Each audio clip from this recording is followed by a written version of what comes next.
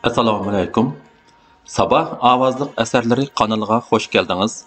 Kanalımızda Qaynam örküşü, Manas dəryasından qaytish, Çala tekkan oq, Anjambay, Sarsan Ruh, Qanlıq iz qatarlıq tarixiy romanlar və Sabit Damolamның qısqacha tərcümali, Xo'janiyaz Hojining ish faoliyatları qatarlıq əsərlər var. Əsərlərimizni yoqtirgan bolsanız, dostlarınızga və başqa toplarga tavsiya qilishni unutmang. Rahmat. Əmdi anglaydiganlar, Şinjan Xalq Nəşriyyatı 2005-yili 1-ci ayda 1-ci qatim nəşr qilgan tarixiy roman Qanlıq iz. Avtori Muhammad Ali Hilim. 3-ci bab. Ay tutuldi. Qaba pələkning dərdidən yüreğimdə dağlar qaldı. Bulbulni ayrıdı gülden binəpşilik bağlar qaldı. G'iribsinam dastanıdın. 1. Ay bulutlar arasıga asta eqib kerip, güzel cemalini yoşurdu. Onun bu adalatsiz dünyadaki kişilerinin dertlik yaş döküşlerini körgüsü yoqdek qılatdı. G'amkin chaqnab turgan yo'lduzlar boyun qısıp yürgen sansızlığın narasidilerini ixtiyorsiz esletetdi. Yenik təvirinib chiqayotgan muzdek shamal, nələrdindir bir dərtmanning naqshisi bilan Shamalxonning hasratga to'lgan naqshisini uchirib kelatdi. Tuproqdan ko'tarilib turgan bir xil mazalik hid, bahordan shapa berib turgan namxo'sh havo bilan giralishib, odamga cheksiz huzur beg'ishlaydi. Bog' ichida bir jup qiz yigit bir-biriga mungluq beqishib turadi. Qizning qo'li qara, uzun, bilektek tom örilgen çeçinin uçunu tinimsiz oynaydı. Bir çağda o ig'ir tinib, "Qurban," dedi titirgen avazda. "Biz bularning qo'lida qachongacha xo'rilib yasharmiz? Qandaq jahondu bu? Baxt tamam bizga ta'tir qarabla turamdi." Chimengul Qurbanning ko'zlaridan qisos o'tlari chachirdi. "Erga bir navbat, yerga bir navbat" degan gap bor. Aldırmasak bizgi mo baxt quchoq ochdi. Kimlarning azizlari kimlar oldida xor bo'lmagan. Men o'z vijdonim bilan yashayman. O'lsam-mo vijdonim bilan o'laman. Vijdonsiz odam tirik murda. Biz hamon zulmdan qutulib, baxtiyor hayotga, erkin ozoda turmushga erishimiz. Shundaq kunlar kelarmi? Biz erkin, ozoda yashalarmizmi? Yoki bular bir kuni insofga kelib qolarmi? Chimengulning ko'zlarini parishonlik bosdi. Ruhi ezildi. Bulardan shafqat kutish, shaytondan iymon tilgandek bir ish. Bo'ri bilan qo'y bir qotanda yashay olsinmi? Biz Tangri oldida nima gunoh qilgan bo'lg'aydiq? Chimengulning ko'zlaridan yosh taramlashga boshladi. Balkim gunohlarimiz bordi, lekin biz hamon qad ko'taramiz. Ümidsizlik şeytanның işi. Chimengul, biz ümitsizlenmeyli. Qurban shundaq deb Chimengulning muzdek qo'lini tutib o'ziga tortdi. Chimengul Qurbanға yenik tashlanib, kaptardek buqildab yig'lab ketdi. Yig'a uning ich-ichini ichishtirayotdi. Begunoh odamlarimizni ular o'ltirayotdi. Men baxtiyor kunlarni ko'ralarmanmi? Qurban, taqdirimizden bek ensiravatıman. Ensirmang. Men sizni hergiz yatlar oldida xar qilmayman. Men o'g'il bola. Biz hurlikka erishganda ondan to'y qilayli. Bo'lamdi? Bo'ludi. Qurban. Aramizda munofiqlar nemancha ko'pdi. Munofiqlarning ko'p bo'lishi aramizda shaxsiyatchi, maydoni yo'q, nodon kishilarning ko'p ekanligidan derak beradi. Munofiqlar hamon sharmanda bo'ladi. Bu sınaq dünyası. Adam g'urur bilan yashashi kerak. Yekinbay bizga satqinlik qilyapti. Undaq vijdonini ishtiqojilayotganlar mol dunyo uchun boshqalarga xotin qizlarini solab berishdan yonmaydi. Bundaqlarning ismini tilga elishmi odamning ko'nglini elishtiradi. O'zimizning gapini qilayli Chimengul. Chimengulning uningga nisbatan amroqligi qo'zg'alib, onun qo'liqiga esadashdan o'zini aran besib bosh pichirladi. Men sizni yaxshi ko'raman. Bu so'z Qurbanning vujudini larzaga silib, badallarini ko'yishtirdi. U Chimengulni ili beri tartib ketidigandek ching quchoqladi. Bek mijivatdingiz, bag'rimga singibla keting-a, dedi Qurban cho'nqur tinib. Andin qo'lini sal bo'shatib, uning mag'ziga birini suyib qo'ydi. Bu so'yishdan uning badani o't oldi. Yana suyib qo'ying, dedi badallari qizib ketgan Chimangul asta yiqimliq shivirlab. Qurban uni to'ymay so'yib ketdi. Ay tumanlar orasida so'z nur chechib turadi. Uning ashu holati hijron ilikida yig'layotgan go'zal bir qizni eslatdi. Shamolxonning naqshisi uchib kelyotdi. Yurak bo'ldi ming pora, kelmamsan jinim yorim. Qonu yoshlar oqdi ko'zdan, musibatda qoldi boshim. Ikkinchi. Quyosh yuzini qalin qora bulutlar to'sib turadi. Ochiq shamol azobdan quruq teridek tartishgan yuzlarga nashtardek urilib o'tadi. Ana zamin ig'ir hasratga cho'kkandek sukutda yotadi. Bu yurt xalqi parakandchilik ichida qolgan bo'lib, hamma yerdan zulmatlik jut yog'atdi. Go'mindan qaroqchilari uyma-uy qatrab xalqning qo'lidagi ozg'ina ochliq, yam xashaklarni majburiy tortib olib bormoqda edi. Qarshilik qilg'uvchilarni davlat armiyasiga qarshi chiqdi degan nomlar bilan jazolaydi. Zulm xalqning jon-jinidan o'tib ketib boradi. Ularning qalbida go'mindanchilarga bo'lgan nafrat mavj uradi. Isyon tuyg'usi bo'lmagan bu qavm o'z mavjudligini qandoq saqlashni bilmay, faqat hammaga shukr qilib Allohdan nijotlik tilaydi.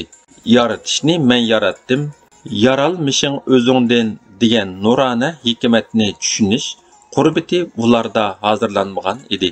Shunga boshlarini qattiq chayqab etib, o'zlari haqida cho'nqur o'ylanishga muyassar bo'lolmayotdi. Ularning qalbini nodonlik qoplab, vujud dunyosiga haqni tonutadigan ruh hukmronlik qilmag'achqa, ana shundoq zo'rliq zo'mbuliqqa bosh egib turadigan qullarcha bir ideya asoratida yashayotdi. O'zlarining baxt yo'ltuzini taqdir pijonisidan izlash ularda udum shaklida davomlashib, nurliq bir haqiqatni ko'rolmayotdi. E'tiqoddagi ojizlik ularni ana shu holga tushirib qo'ygan edi. Afsus. Saysiga tutilganlarning ba'zilari iz-daraksiz g'oyib bo'lib ketdi. Bir necha kishi Alvonga norozilik bildirganligi uchun Go'mindan askarlari tarafidan chipib o'ldirildi. Bundaq qonliq voqealar har kuni degidek yuz berib, qip-qizil qonlar bu ona tuproqqa singadi. Shin doban xizmatini qilishga boradiganlarni ilish ishi nihoyatda tasodifiyla yuz bergachga hammani hang-tang qoldirdi. Ko'chalardan ansiz yig'izora, nola faryodlar ko'tarildi. "Nimanchilar qilib ketisizlar?" dedi at ustida mag'rur o'ltirgan Molla Shangyu. "Ulug' Shin dobanning xizmatini qilish sharaflik ish. Shin doban elni deb shundoq qilyapmamdi. Elning xotirjamligi hammadan muhim emasmi?" "To'g'ri dedilar", dedi ko'zini chimildatib pastda turgan Molla Niyoz axunim. "Buningga uncha qilib ketmagulik. Shin doban janoblariga xizmatda bo'lish albatta sharaflik ish. Biz uning sodiq fuqarolari bo'lishimiz kerak. Podshohning amri vojib degan so'z bekor aytilmagan. Davlat xizmatini qilish yomon ishmiti?" Qurbanning ota-onasi o'g'lidan ayrilg'isi kelmay, yuraklari laxta bo'lib yig'layotdi. Naqsha etib kelayotgan Shamolxonning quliqiga Molla Niyoz axunimning so'zlari anglandi-da, naqshisini to'xtatib, "Sizlar shundoq ulug' odamning xizmatini qilishga nimishqa bolalaringlarni bermaysizlar? Sen bu dunyoning do'zaxida yashab turib, jannatda yashayapman deb o'ylayapsan?" dedi. O'ruq beliga bog'lab olgan qora balvag'iga qistirilgan qo'lini chiqarib, "Bizning bolalar ili tarafga savdo ishi bilan ketgan", dedi Molla Shangyu tilini chaynab. "Uylarga berib tepib kelaymi? Sendek tegipes satqullar ozg'ina nafni ko'zlab nim ishlarni qilmadinglar? Munofiqlar hamon bir kuni o'z jazosini tortadi. Qizinglarning qancha eri bor? O'zinglarning-chu? Anglasam xotininglar to'y qiladigan-ku. Elning nafratiga uchragan odam axir xorluqda o'lidi. Sen mushundaqla yashab o'tib ketaman da'vatamsan? Yo'qol sarang aşiq. Men qizingning aşiqi emas, zaminning aşiqi. Lanshing, molla Shangyu zarda go'sh bo'lib varqirdi. Qani u Aysa Sunjang, ili bojanglar, xapsini. U shundaq deb nerga bo'yindab qaradi. Shamolxon shu fursatda qayoqlargadir g'oyib bo'ldi. Uning g'oyib bo'lishiga atrofdagilarmi hayron bo'lishib, u ketgan tarafni jazm qilolmay qilishdi. Shu arada Lanshing askarlari bilan Qosim Joda, Yasinjon, Muhammad Gangonglarni oldiga silib haydab keldi. Ular batlangan qurollar ostida ochiq yutib ko'zlaridan qahri g'azab uchqunlari chacharab turadi. Lanshing ukam, dedi Mulla Shangyu. Mavi Shamolxon degan sarang odamni tillab. Qani u? Lanshing alman talman atrofga qaradi. Bayla bor edi, g'oyib bo'ldi, dedi Mulla Niyoz axunim. Buyan qarab qo'yib. Uchqur oyog'i Shamolxonni bilmamtinglar, kishilar uni bekorga Shamolxon deb atamagan, dedi Qurban ularga qarab istihzoliq kulib.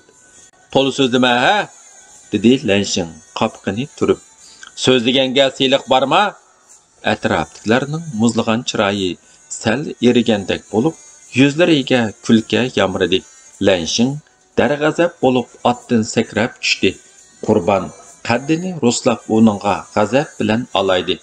Kilaqini burkut bilan tang bo'lmoqchi bo'lsang, Lanshing Qurbanga yaqinlab berib to'xtab qoldi.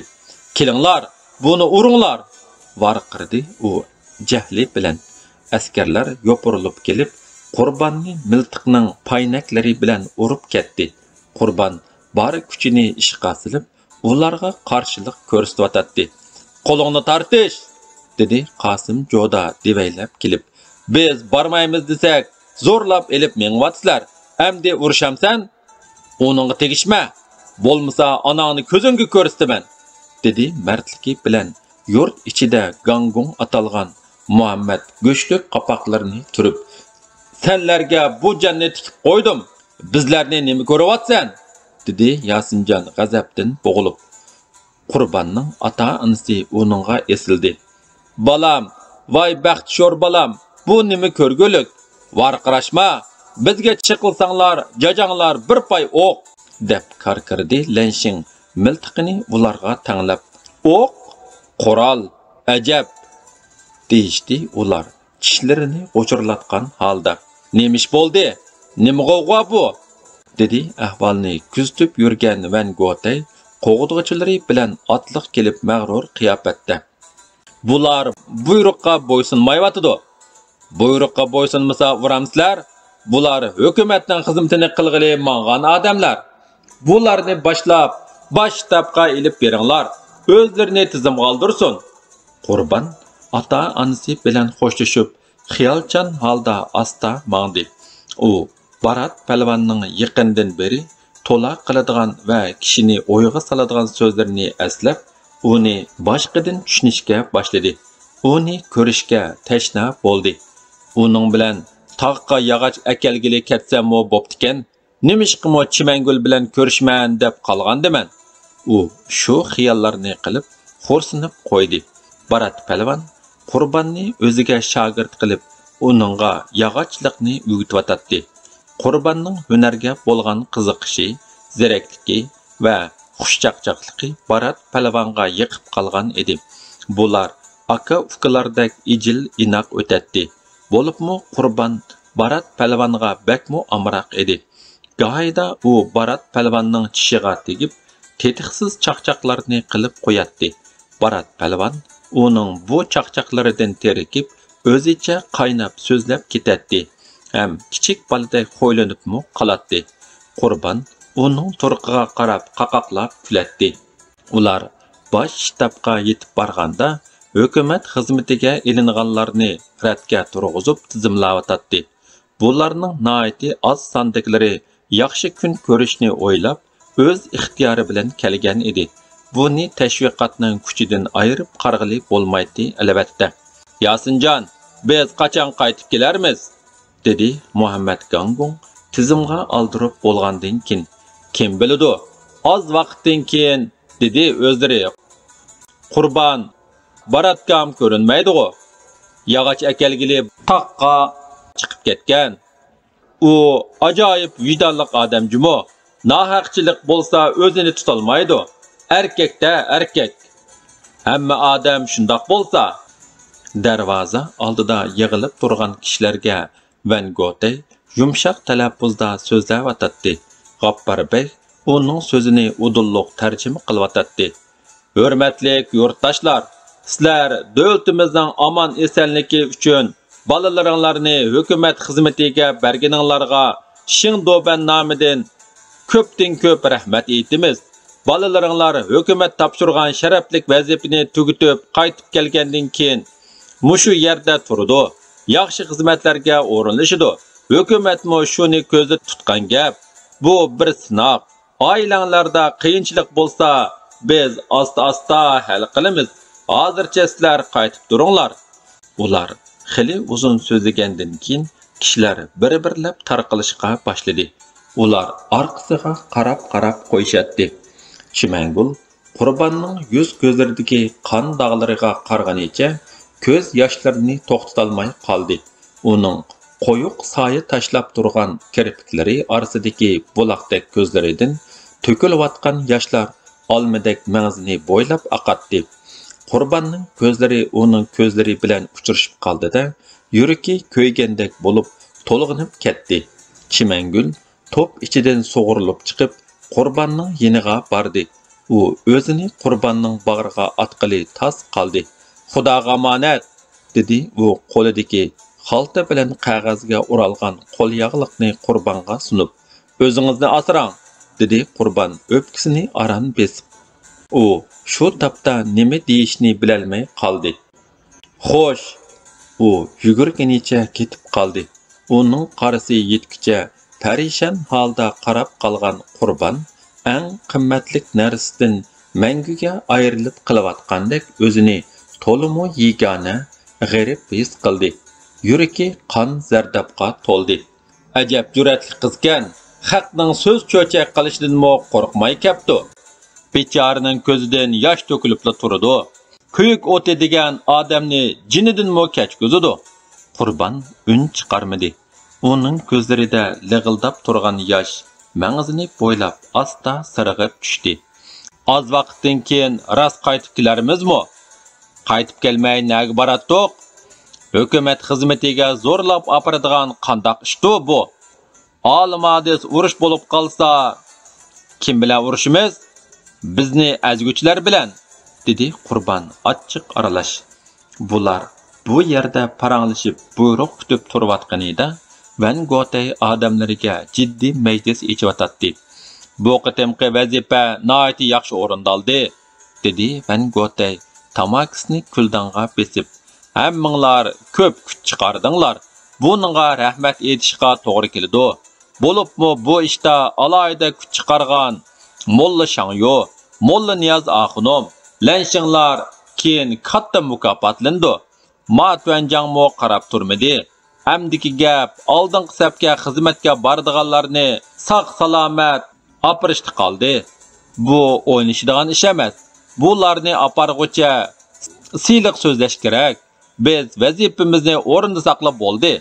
O'tin to'shiydigan harvakashlarni mo qo'shib oparayli, dedi Lanshing aldirab. U boyqi maqtashdan kerilib ketyotdi. O'z vazifasidan halqib, boshqa ishlarga aralashib olish uningga odat bo'lib qolgan edi.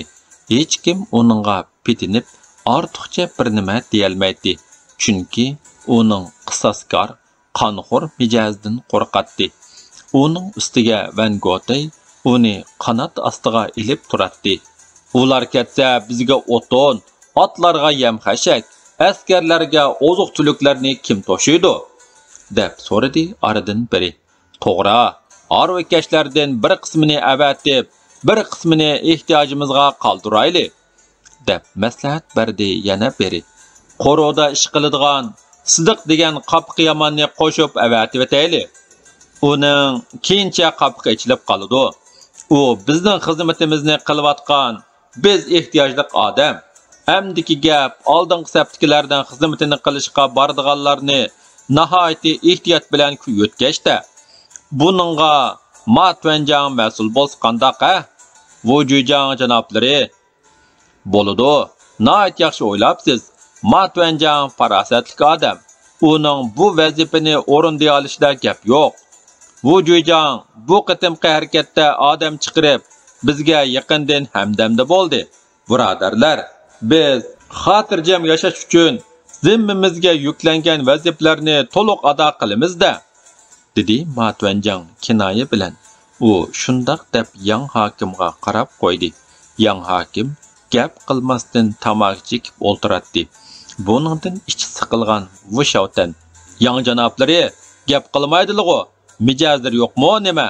Birer cho'kan tepib, ko'ngillarini ichib olsa bo'larmikin?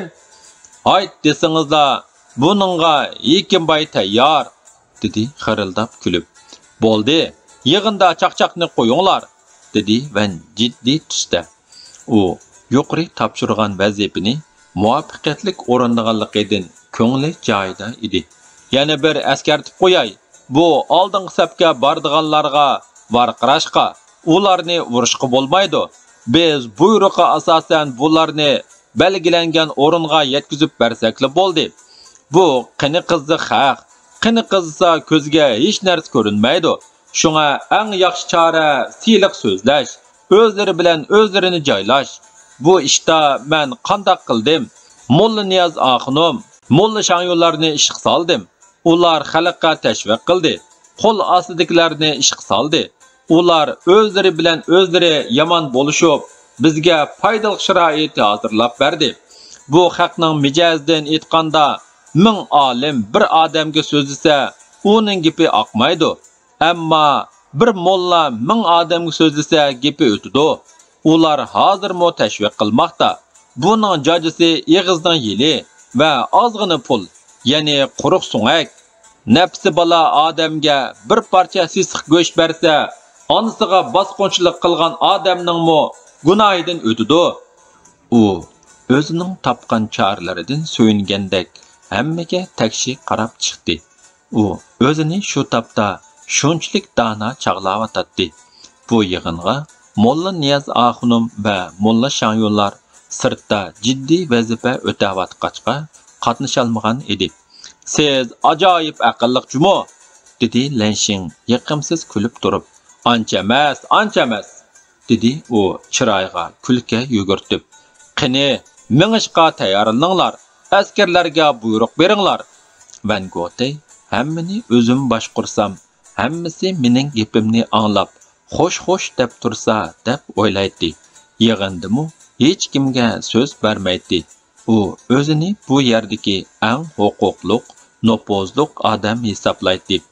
U o'zini shunchalik pam-farosatlik chog'lab, atrofni yeza qishloqlar qurshab turgan, aholisi asosan dehqon bo'lgan bu kichikkina shaharni ko'zimni yumib turib boshqurman deb xiyol qiladi. Shunga u go'yda yuqorining buyruqsiz ba'zi bir ishlarni qilaveradi. U o'zini oliy qo'mondan sanab, hech kimni ko'zga ilmay, harbiy formani qirlab kiyib, tamakini qing'ir tishlab qaytib yuradi. Yapma qapoqlari hamon turuk edi. U yuqori topshirgan vazifalarni astoydil o'rindab, o'zini ko'rsatib qo'yishga bakmu tirishadi. 3-bob tugadi.